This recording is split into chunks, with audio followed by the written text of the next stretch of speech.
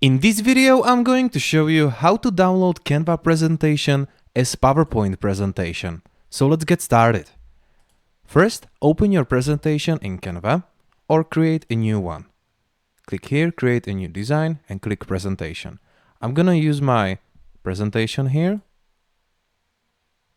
So here we go. This is our presentation. And now what you need to do is click share, go all the way down and click more. Then just scroll a little bit and under Save section there's a Microsoft PowerPoint. Click on it. Make sure you got all of your pages here. Click Done and then click Download. Now we're gonna open this presentation.